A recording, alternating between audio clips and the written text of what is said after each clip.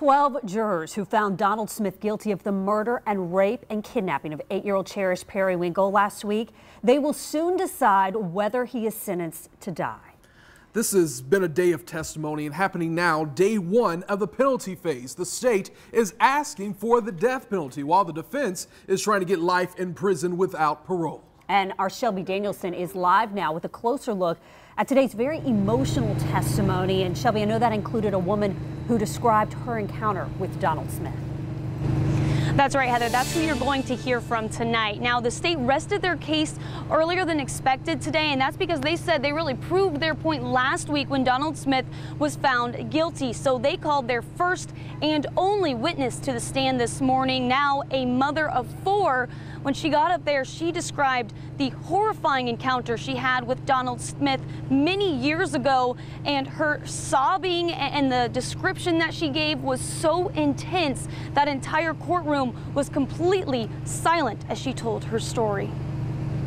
At one point, he had cut me off at a crossroad. October 1992. And I just kept running. Carrie Ann Buck was just 13 years old.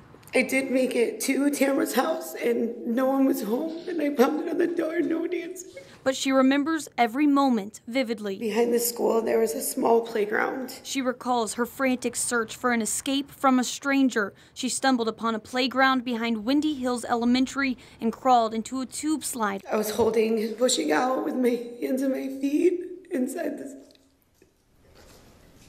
Did you hear this defendant come after you? I did. What did you hear? I was scared. I was slipping, and I was so afraid I was gonna fall out and he was gonna find me. She recalls hearing his van pull up just feet away. He said, "I know you're in there, you little and I'm gonna find you." The man chasing her, a 36-year-old Donald Smith. I knew he was gonna hurt me. When he couldn't find her, he left. The police report from 1992 says he later approached 2 other victims and showed them inappropriate magazines, trying to lure them into his van, but they ran away. He was outside my house. Buck says she saw Smith in the weeks to follow as if he was stalking her. I'll never forget his face.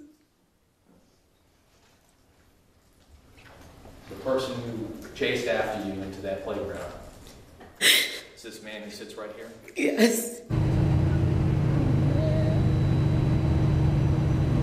Now, her case never went to trial, but Donald Smith ended up serving 6 years in prison for that crime. Now, this is still going on in the courthouse behind me, and again, it's expected to last for 3 days. Coming up at 6 tonight, I'll have a full report on the defense's side and who they are calling to the stand. Reporting live at the Duval County Courthouse, Shelby Danielson, First Coast News on your side.